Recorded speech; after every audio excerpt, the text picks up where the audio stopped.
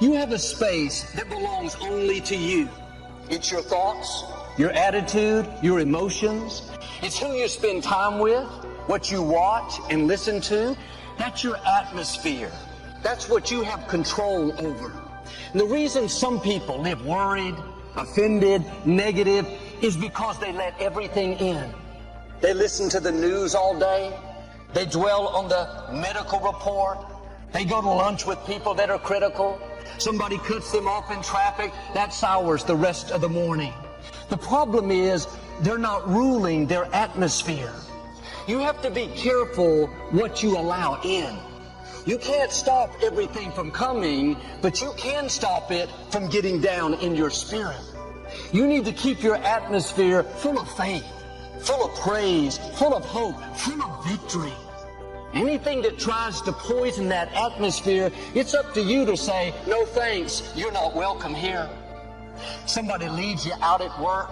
They don't invite you to the meeting. The offense will come, saying be angry, be bitter. That's not right. You can let that offense in and live upset, or you can say, sorry offense, you're not welcome here. Sorry bitterness, there's no place for you. I'm going to stay in peace. I'm going to enjoy this day. You don't have control over what people do, but you do have control over your thoughts, your attitude, how you respond. Proverbs says, a person that doesn't rule his spirit is like a city with broken down walls. In Bible days, the walls were what protected the city. If the walls were down, then anyone could get in. The opposition would come and take the city. In the same way, if you don't keep some walls up around your spirit, if you don't rule your atmosphere, put some boundaries, then everything's going to get in. Your child is off course. Instead of trusting that God has him in the palm of his hand, worry will get in. You can't sleep at night. Your business slows down. You lost a client. Instead of knowing that God is your source, that he's going to provide, the stress will come, the anxiety. What am I going to do? Or maybe someone is talking about you, trying to make you look bad. Instead of letting God fight your battles, you let the offense in. You live defensive, trying to prove to them that you're okay, wasting valuable time on something that doesn't matter. You don't need their approval. God has already approved you. Now keep your walls up. Quit allowing all that into your spirit. Your time is too valuable. Your assignment too important to let everything in. Be selective. If it's not positive, hopeful, of a good report, then don't dwell on it. You can't control the whole world, but you can control your atmosphere. And the scripture says that God has made you to be a king, that you are to reign in life. Negative things will come, but you have to remember you're the ruler. You have the authority to decide what you allow in. Am I going to dwell on this offense? Am I going to hang around this person that's pulling me down?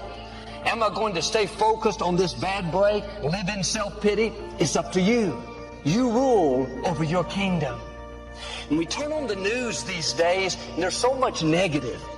We hear about how bad the pandemic is, the divisiveness in politics, the unrest in our society.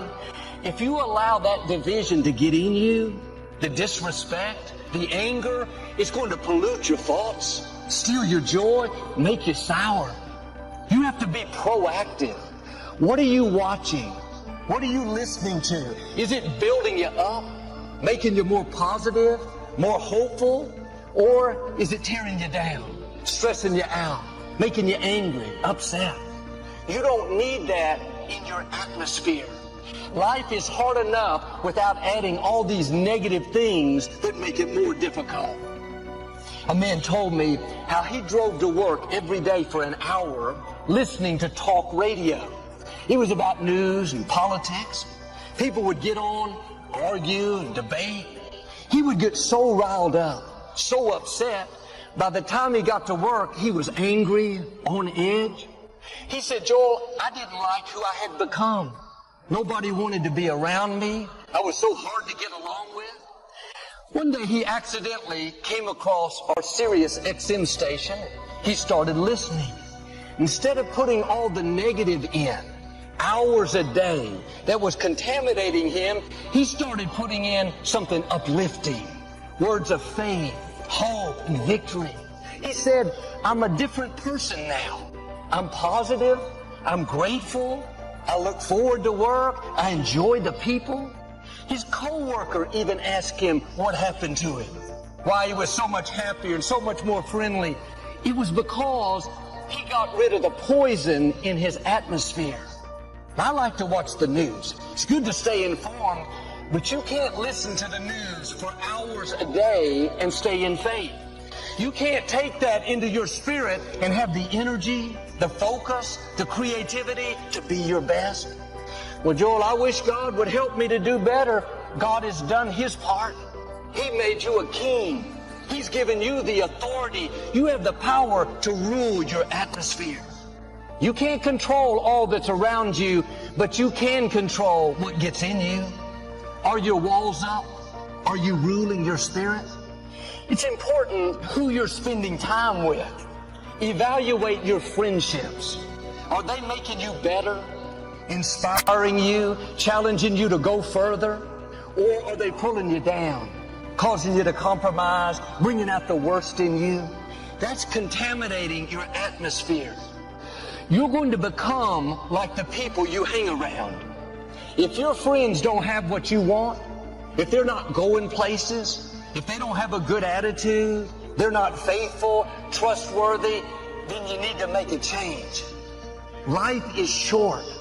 You don't have time to waste with people that are not adding to your life. And yes, we need to help others come up higher, but you need a few friends that will help you come up higher. And this is one of the main things that holds people back. If you will change who you're spending time with, your life will go to a new level. You shouldn't go to lunch with people at the office that are jealous, talk about the boss, complain about the company. Spirits are transferable. If you hang around jealous people, you're going to become jealous. If you hang around unfaithful people, you're going to become unfaithful. The scripture says, don't sit inactive in the path of the ungodly. That means don't be passive when it comes to people polluting your life. Well, Joel, I've been friends with them for years. If I don't eat lunch with them, they may get their feelings hurt. What if you miss your destiny? What if they keep you from the awesome future that God has in store? Don't sit inactive and let them poison your atmosphere. Your ears are not garbage cans to hear gossip. You weren't created to take in the latest rumors. I can't believe what they did. You have greatness in you. God has called you to leave your mark, to take your family to a new level. Don't waste your valuable time on petty things with small-minded people that are not moving you forward. The less time you spend with some people, the better off you're going to be. Some people are dream stealers. They'll tell you all the reasons you can't accomplish your goals, why you can't get well, how you'll never break the addiction. You don't need that poison in your atmosphere.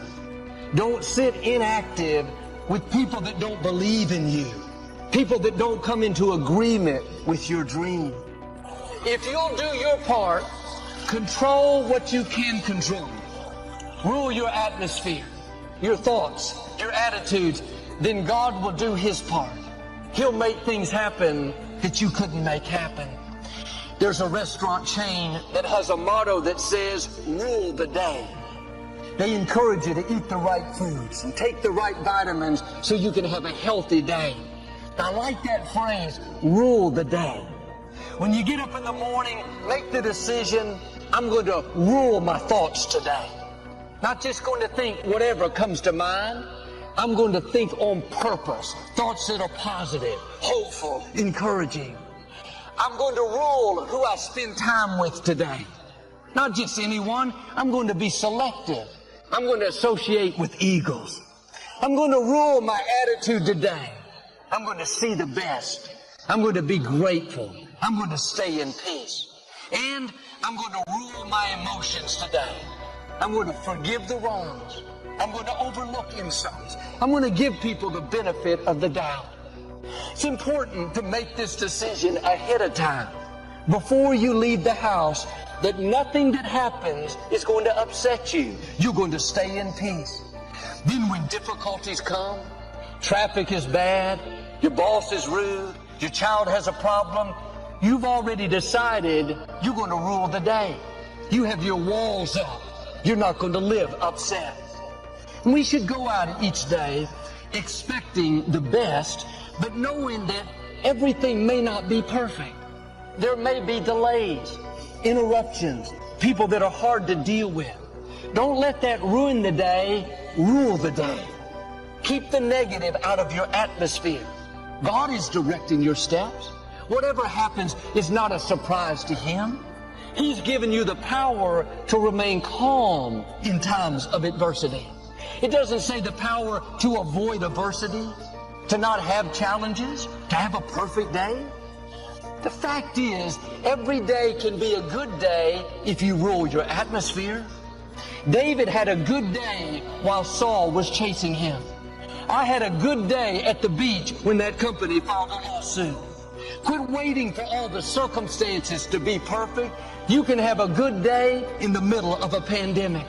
You can have a good day even though you have challenges at work, even though you're dealing with an illness, even though some people don't like you. Stay calm, stay in faith, and rule the day. Make the decision like David. This is the day the Lord has made. I'm going to live it in faith. I'm going to be happy today. I'm going to be good to others. I'm going to make the most of this day. I called to order a pizza one night. I had done this for many years. The first thing they always ask for is your phone number. A young lady answered the phone. I said very politely, hello, and I started to give her my number. You would have thought I had just committed a major crime. She practically screamed in my ear, sir, I am not ready for your phone number. When I want your phone number, I will ask for your phone number. Somehow, at that point, I didn't feel like a pastor. I felt some other things rising up. I had to make a decision. Am I going to rule my atmosphere? Or am I going to let her poison my atmosphere? Am I going to keep my walls up? Or am I going to be offended? People are always trying to bring their atmosphere into your atmosphere. People that are hurting, that have issues, dealing with things, they will try to put their poison on you. They're not bad people, they're just hurting. And the mistake we make too often is we take the bait. We let the offense in. We get upset, do to them what they did to us. But you don't overcome evil with more evil. You overcome evil with good. I thought to myself, I've already made the decision that I'm going to stay in peace today. I'm not going to get upset. I'm going to rule this day. Ultimately, if you're going to have lasting change in anything, you're really talking about just raising your standards. I mean, I always tell people, if you want to know how to change your life, I give it to you in 3 words, boring as it sounds, raise your standards. And what does that mean? Corny as it sounds. Raise your standards. Oh, thank you for the breakthrough thought, Tony. I'm glad I wasted my time watching this little email with you. But think about it. Lasting change is different than a goal. You don't always get your goals, but you always get your standards. Maybe it would help you is to think about it this way. I try to explain standards to people with a different set of words. Think of it as everybody in life gets their musts. They don't get their shoulds. You can learn all the techniques in the world. If you don't believe in yourself, it won't happen for you. Jot these questions down. Question number 1, what makes life valuable? Interesting philosophical question. What makes life valuable? Human life.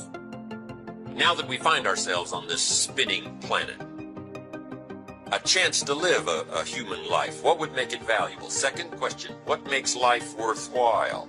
Third question, what makes life work well? Good practical question. Now under work well, we could put, spiritually, socially, personally, economically, physically. There's a lot of different aspects to making life work well. But that'll suffice because those questions I think are very vitally important. What makes life worthwhile? What makes it valuable? What makes it work well? And all the aspects. If your life doesn't work well in some aspects, what would you fix? And I've got some good answers on that. There's usually about a half a dozen things that makes 80% of the difference. That's the formula. You got to focus on you. And as you convince you, as you sell yourself every day, you will begin to see a difference in the things that you're doing. Selling yourself on your ability to perform a job, to achieve a certain objective. Telling yourself every day, here I go again. And I got what it takes. This is my day, and nothing out here is going to stop me. One thing I've learned in the last, 33 years of working with people from now over 100 countries, 4 million people, is human beings absolutely follow through on who they believe they are. Most people, if they really look at how they're living their life today, it's based on a set of standards, a set of beliefs that they made choices about 10, 20, 30 or more years ago. I mean, very often we made decisions in our youth or very young about what to believe, about what we were capable of, about who we are as a person, and that becomes the glass ceiling, if you will, that controls us. The other thing is take full responsibility for your life. Accept where you are and the responsibility that you're going to take yourself where you want to go. Someone said we have two primary choices in life. We can either accept conditions as they exist, or we can take the responsibility to change them. So let me give you an example. Now, you said you're the king of hustle, right? But I would actually debate that. When I talk about hustle, I talk about the people who believe that you have to work an ungodly number of hours to be successful. There is a much healthier way. So there are two different types of people who are talking about entrepreneurship today. There's the type of people who talk about entrepreneurship purely in the physical sense. It's about the number of hours you work. It's about the number of phone calls. And of course, hard work has its place. But then you see the rise of books by people like Michael Singer, who wrote the book, The Surrender Experiment. And if you read the book, it's kind of cool. This guy built $1 billion software company, and he talks about how he did that by surrendering, by going within, by having a daily meditation practice. Now, in your case, I believe you're doing it. You're also moving to that approach, but you're doing it unconsciously. When I listened to you speak at AFES, and you spoke about how you sit down, you relax, and you thinkitate, and these ideas come into you, you're tapping into something. Tom, you're tapping into your intuition. That is a far more efficient way than trying to hustle to get these ideas. You're going within.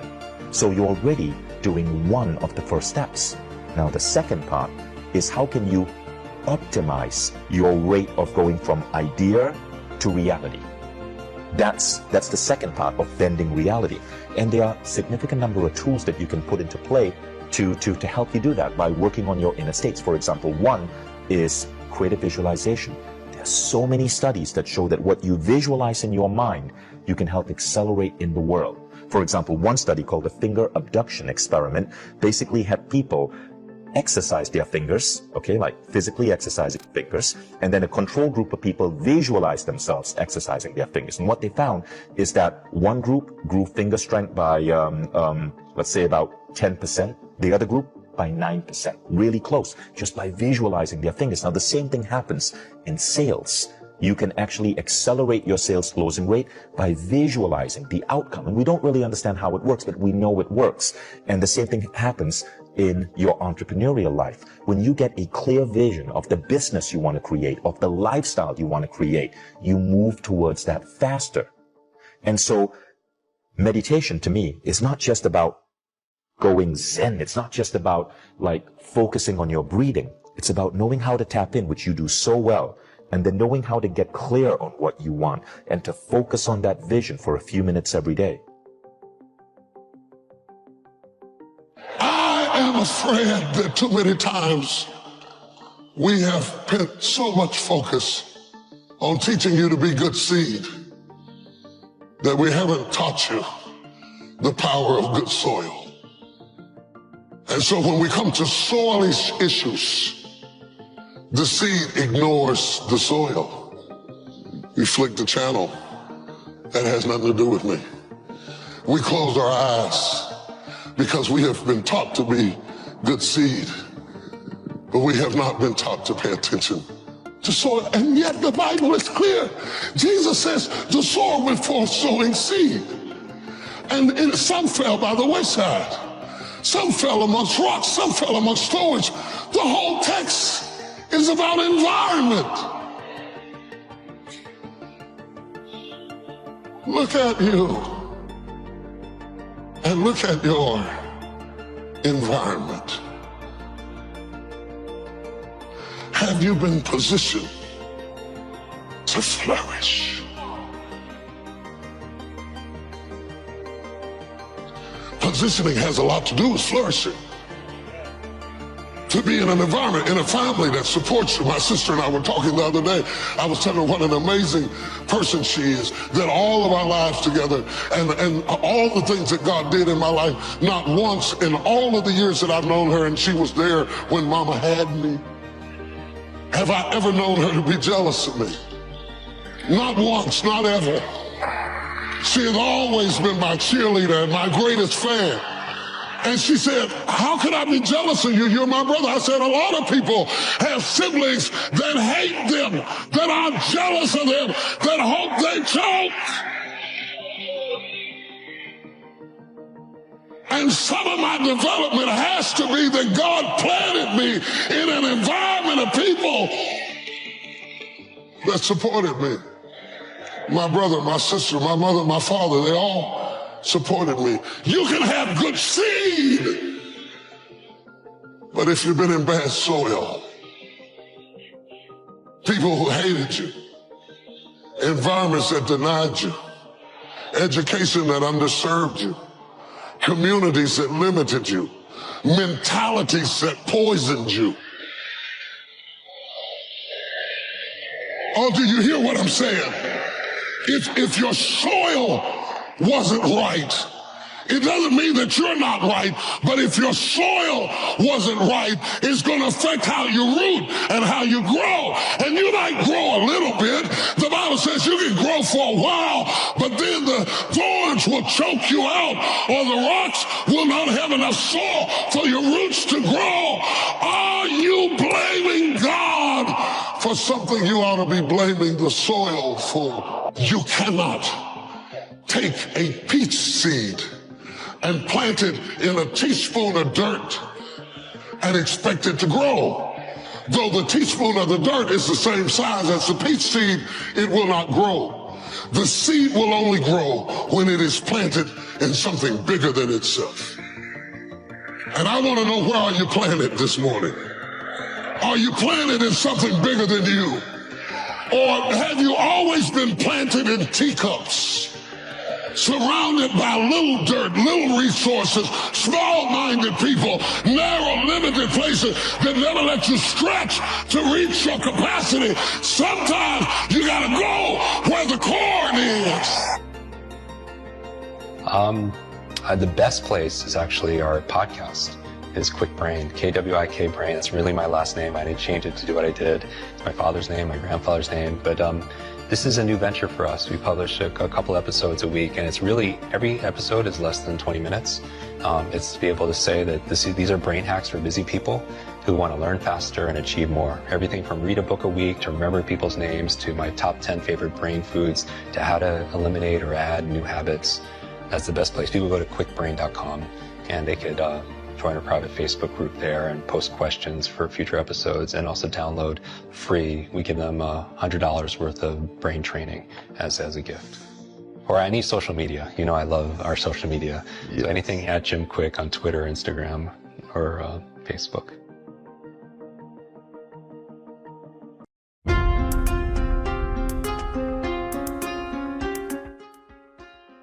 Can you really see through the darkness? You are wandering and you have no idea where to go. You are wandering and you have no one to turn to. Can you see? Can you see through the darkness? Can you feel your purpose? Nothing can stop your purpose. Nothing can stop what's meant for you. Nothing around you can stop what's already yours. Your destiny belongs to you. Do you feel it?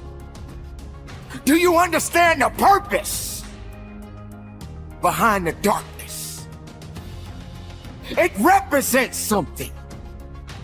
It serves a purpose. It's an unknown purpose that many of us never would understand.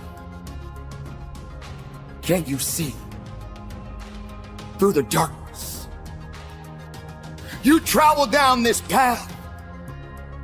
You travel down this path of the unknown, and yet you are afraid. You are afraid because you don't understand it. You are afraid because you feel empty. You are afraid because no one is there to help you. I would like to introduce you to the light,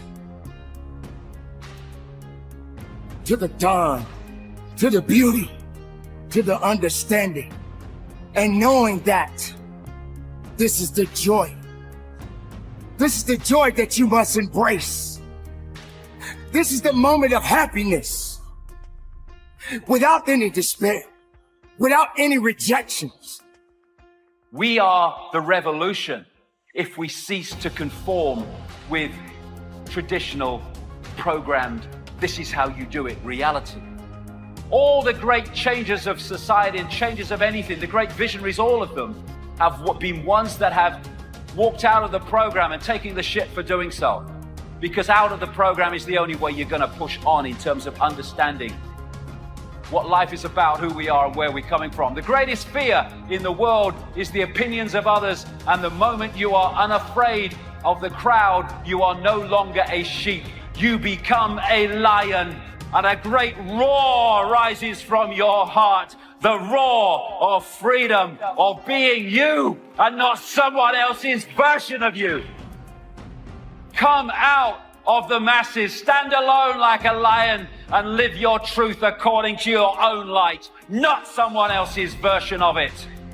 Expressing our uniqueness is a revolution that will change everything, because the program depends on that not happening. It is better to live one day as a lion than 100 years as a sheep. What's the point? Doing what is right, no matter what you are told, is the spirit of change. Because if you don't do that, you're just operating within the circle and nothing changes. You have to step out of the circle and do what you believe to be right rather than what you are told to do, to break out of the program, out of the circle, and thus move society forward. Oh, it's so simple, expressing our uniqueness. Do not go where the path may lead. Go instead where there is no path and leave a trail. That's how you change the world. That's how you change the world. It's the only way. Jump! And you find you can fly. Doesn't mean there ain't challenges, but my God, you find your life changes and it becomes the adventure and not the chore. Let's roll, man. This is starting to get painful. This is uncomfortable. So you sit down. You have to figure out ways, and everybody's different. That's how the book kind of talks about, like, we all have these things about, 5 steps to this and 4 steps to this. It's a lot more than that. That's all bullshit. It's a practice that you have to, it's a habit. So if you know that at 40%, I'm feeling pain. At 40%, I'm feeling pain. That's where the 40% rule kicks in. Now it starts. Okay, I'm feeling pain. My mind's saying all this to me. It's saying, get out of here, run, flee. The fight or flight kicks in. Okay, we're done. We're not good enough. It starts telling you all these things. You start to believe it because the mind controls all. This is the time where you have to gain control back of your mind. It's okay. Let me see if I can go 45%. And once you start giving yourself more and more hope and start realizing, okay, the mind starts to be, okay, what are you doing? We're supposed to be going right and you're going left. You start then controlling your mind. Start finding more in yourself. And then it goes from 40% to a lot further than that. But that's the start of it though. Get to the spot where your mind is saying stop. Wherever that is, you gotta get there first. And then that's when that starts to work for you. You gotta control yourself in that moment. Your brain likes to gravitate towards what it's most familiar with. The brain loves familiar things, okay? So the more you think about something, the more you place yourself on that beach, in that house, with that amount of money, with that body, the more repetitive it is that you place yourself in those things, those places, and those situations. The more your brain becomes familiar with it, the more it gravitates towards it. You can't think about it once. It's the repetition over and over again. Your brain begins to think, oh, I belong here. We belong here. You actually eventually convince yourself literally that you belong in your dreams by the repetitive and specific thinking and visions of them over and over again. One thing to be conscious of is the RAS doesn't reveal to you necessarily what you need necessarily, because what you need has always been there. What it does is it opens you up to seeing, hearing, feeling, tasting the things that you need in order to attract them into your life. The last part of the steps that I want to share with you is that you've got to control the beginning and the end of your day with your thinking. And so one of the first things you need to do when you wake up, after you do your stretching, your prayer, your meditation, whatever it is to take a 5-minute window and control your thinking, whether you after your meditation, your prayer, whatever it is, but you take a 5-minute window and you visually see your goals and dreams. Picture them as videos in your mind. Picture them as you possessing them and see them written down on a sheet of paper. This will begin to control your mind for the day. And then at the very end of the day, what I do, one of the last things I do after my prayer, when I'm laying in bed at night, is I read through my goals and my dreams, I picture them, and I allow my RAS and my subconscious mind to go to work on them. When I get my sleep, it's going to work on revealing to me, it's playing back the video, believe it or not, of my day in my mind, and it is revealing to me the things that I may have missed in that day that could bring those things into my reality, and it helps me wake up ready to get them as well. So if you'll do that, where you wake up, you go to bed, and when you check your phone, you're going to alter those 9% of your thoughts. These are 3 key steps on changing the way you think. And we know if we can change the way we think, we change the 9% of our thoughts, we change what we obsess about, we begin to possess them. That thought opens up a new space that didn't exist before, just like that chair you're sitting in, and we'll begin to create those things in our lives. Use these 3 steps to change your thinking, and I know if we stack that up over a day, a week, a month, 3 or 4 years, and a decade, the direction of your life is completely different. You see yourself living like this. You know what you should do? Every time you get a chance to experience first class, you should do it, because it plants a seed. It's like the next time you buy an airplane ticket, just ask for an upgrade. Pay a little extra money to fly first class. What it does is it conditions your mind. Once you get in first class and you see how wide the seats are, and you find out why they shut that curtain, see, because they shut that curtain because they can't let you see what's going on up there. They passing out hot nuts. Everybody get a washcloth. They got a menu. You get to decide what you want. All the drinks is free. Once you sit in first class one time, the next time you get on a plane, it's very difficult to walk past them seats. And then your mind starts thinking of ways to get back to first class. And guess what? That's what you start attracting to your life. And you start behaving and producing stuff to get you back into first class. And next thing you know, you attract the thing you need to produce the outcome that you want. Life is all about the law of attraction. That's how you do it.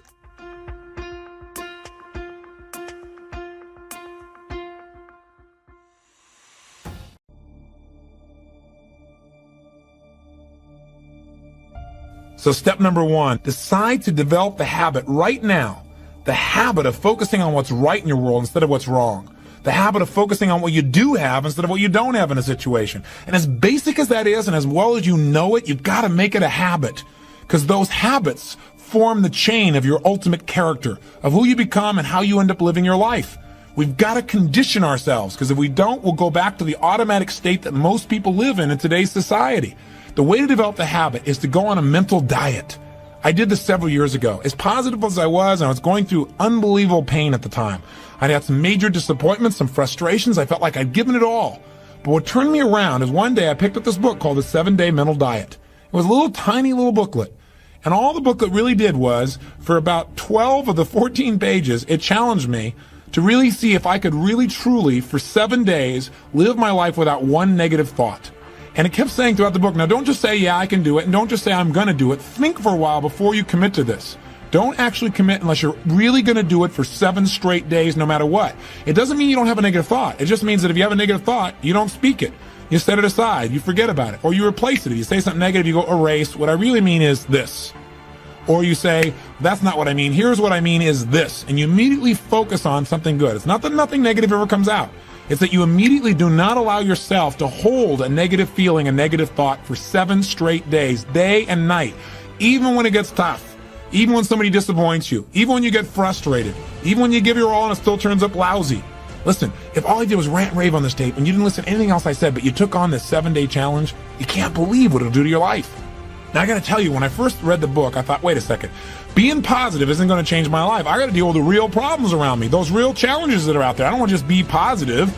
Somebody says, how's it going? I go, I'm doing great. And they go, why? You go, I don't know, but I just feel good. I don't want to be that way. I want to be real. I want to be on top of things. But you know what? I thought, wait a second. I can be positive about solutions. I can still notice that there's some challenges out there without being negative about it.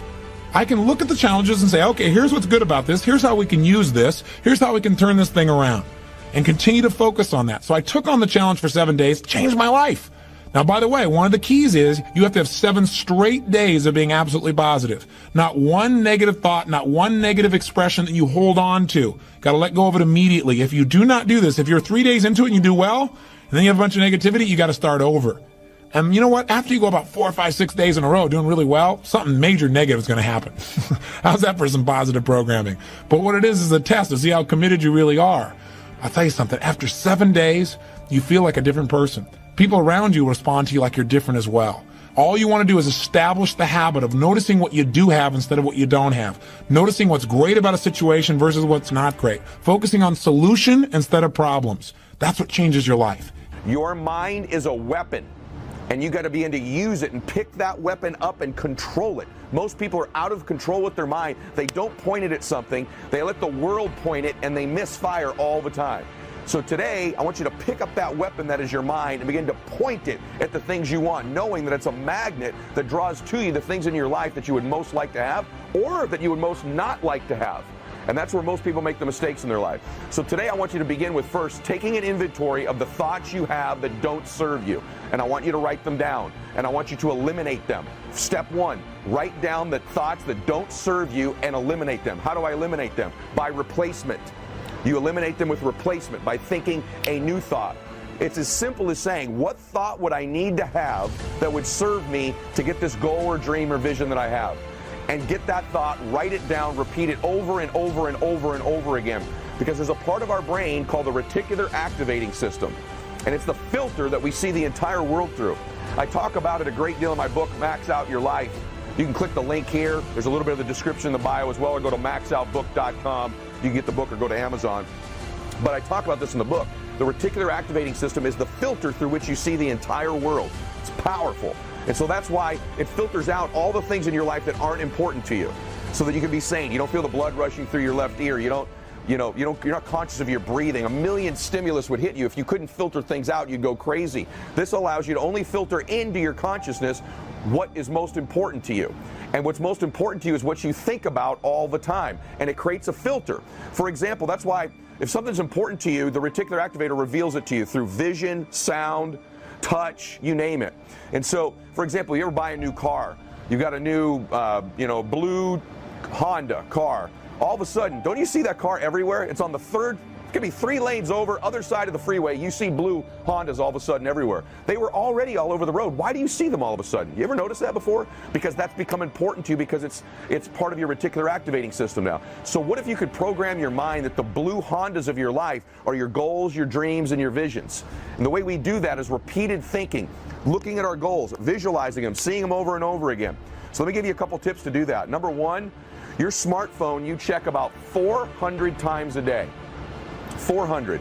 The most important thing you could do is on your screensaver, program the thoughts that would serve you, the goals that would serve you. That gives you 400 triggers a day. Every time you pick up this phone, you're looking at your blue Hondas. You're looking at what's most important to you. And what happens is when you put that down, the RAS begins unconsciously to help filter into your existence the people, the places, the conversations, the things that will help you materialize that space you've created with the thought. It fills it with the furniture of your life, the furniture of the people, places, and things. So the second thing is to program your phone with your goals and dreams. That's 400 triggers a day to begin to alter those 9% of your thoughts. So positive thinking is very important. Of course, you want to clean out toxic beliefs. because in many ways your daily behavior shows your deepest beliefs, but you want to work on mindset along with your heart set, and then along with your health set. Sort of a new word I've been playing with, which is, of course, you want to take care of your health. Why? Because it'll give you more energy, it'll affect your brain in positive ways, it'll reduce stress, it'll make you more resilient, it'll give you more grit, but also it'll give you longevity. And just imagine if you had another 20 or 30 years of your life, what you could do in terms of your income, your impact, your influence. And then mindset and heart set and health set and then soul set. And soul set really is another word I've been playing with and teaching, but that's the fourth element really of a world-class interior life, because if you haven't worked on your soul set, your soul, your spiritual life, then you won't know some kind of a mighty mission or cause that's bigger than your ego. And if you haven't found that, then there's no way in the world you'd be able to take a bullet for that cause or that obsession that is important to you. And as I've often shared, until your mission becomes your obsession, your business will never rise into a movement. So I wanted to offer you those ideas, and I wanted to also remind you of a few things that deep within me I believe are very true. Number one, please remember, genius is less about your genetics and natural gifts, and it's more about your daily routines and your daily rituals, and filling your life with the right people, and filling your mind with the right information, and your heart with the right emotions. And we all can do this. I mean, it's one of the great sadnesses of the world that we pedestal these people who are living, great business lives, or great humanitarians, or great inventors. Like I was very blessed to spend some time with Steve Wozniak, the co-founder of Apple Inc. Last week. And what I learned from him was quite remarkable. And I learned in particular about his commitment to only release world-class products, but also to be a very humble human being, and to be a good person. And he said something when I interviewed him that I want to share with you. He said, when someone is bad to me, I'm good to them. That was a core philosophy. But again, if someone's bad to you, don't just shift to the positive thinking. Acknowledge if you're angry or sad or hurt or whatever. Acknowledge that so it doesn't stay toxic and repressed and suppressed in you, because that'll affect your performance and your thinking. Feel it and let it go. And then you shift to installing the right mindset. I hope that's making sense. But I know you can play a genius in your own unique way. I know that no matter what you're going through, whether it's good or not so good, it is for your good. I know that even if you're in a hard time of your life, you probably have 1,000 things you could be grateful for. But the human brain has this negativity bias, and it allowed us to survive thousands of years ago when there was a lot of threats in our environment. Now in this modern age, we live like kings and queens relative to how people lived hundreds of years ago. And yet our brain still focuses on what we don't have, and the negative qualities in other people, and what we wish we had. And you know this, but optically things on the outside look better in other people's lives, and we don't know what people are struggling with.